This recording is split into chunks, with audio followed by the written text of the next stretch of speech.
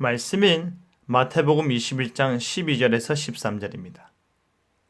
예수께서 성전에 들어가사 성전 안에서 매매하는 모든 사람들을 내쫓으시며 돈 바꾸는 사람들의 상과 비둘기 파는 사람들의 의자를 둘러 엎으시고 그들에게 이르시되 기록된 바 내 집은 기도하는 집이라 일컬음을 받으리라 하였거늘 너희는 강도의 소굴을 만드는도다 하시니라.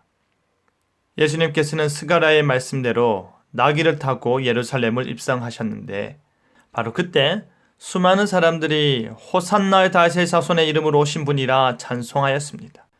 그렇게 예루살렘의 수많은 사람들로 열광적인 칭송을 받았던 예수님께서 예루살렘에 오셔서 가장 먼저 하신 일은 바로 성전 청결 사건이었는데요.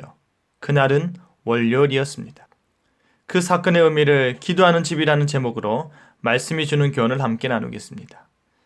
성전에 이르러 예수님께서 들어가신 곳은 지성소가 아니라 어디였습니까? 이방인의 뜰이었습니다. 그런데 예수님께서 이곳에 도착했더니 먼 곳에서 온 순례자들이 희생제사를 드리는 데 필요한 짐승, 나무, 새 포도주, 소금, 기름 등을 팔고 있는 것 아니겠습니까? 당시 유대법에 따른다면 이와 같은 매매 행위는 대제사장과 유대의 종교 지도자들의 권위에 대한 정면으로 도전하는 행위로밖에 보이지 않는데요. 어떻게 이러한 일이 가능했을까요? 아마도 그들의 매매 행위가 제사장들의 묵인과 권장 아래서 이루어진 것으로밖에 보이지 않습니다. 더 많은 제사 행위를 통한 이익을 기대했는지도 모르지요. 하지만 성전이 물건 판매대와 환전대가 놓인 장터로 변한 사실 그 자체가 묵인할 수 없는 신성모독이었습니다. 예수님께서는 거룩한 분노를 발하시며 그 모든 것을 다 뒤집어 엎으셨습니다. 그러면서 이사야 56장 7절을 인용하여 말씀하시기를 내 집은 기도하는 집이라 하셨습니다.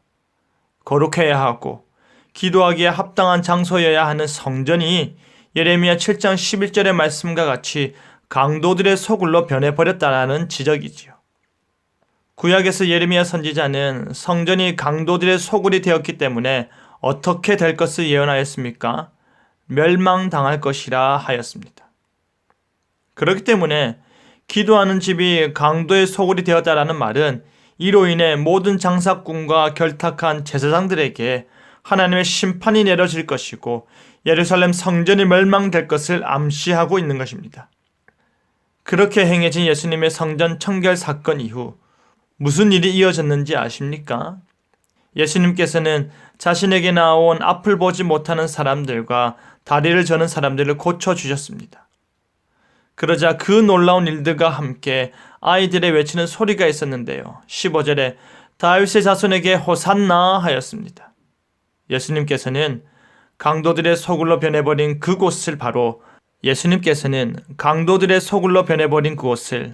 찬양이 울려 퍼지는 예배의 장소로 바꾸셨던 것입니다. 예수님께서 하신 놀라운 일은 바로 성전 청결에 이어 병든 자들을 고치신 것뿐만 아니라 그의 회복의 역사가 찬양받을 만한 이름을 증거하신 것이었습니다. 메시아의 사역이 찬송을 불러 일으킨 것이지요. 이에 대제사장들과 율법학자들은 예수님의 성전 청결 사건과 더불어 호산나 다윗의 자손이라는 외침에 매우 화가 났습니다. 그러자 예수님께서는 16절에 어린아이와 젖먹이들의 힘찬 메시아적 찬미인 시편 8편 2절의 말씀을 자신에게 적용시키며 율법을 안다고 자부하지만 오히려 무지하고 불법한 자들 앞에서 찬송의 주인으로 나타내셨습니다. 사랑하는 성도 여러분, 우리는 하나님을 마땅히 예배하고 찬양하고 기도해야 하는 성도의 삶을 살아야 합니다. 만약 그러지 못하여 우리가 우리 스스로를 강도들의 소굴로 만들어 놓는다면 하나님으로부터 오는 심판에서 자유로울 수 없음을 기억하시길 바랍니다. 예수님께서는 성전을 청결케 하신 이후에 성전의 원래의 기능으로 회복해 하셨습니다.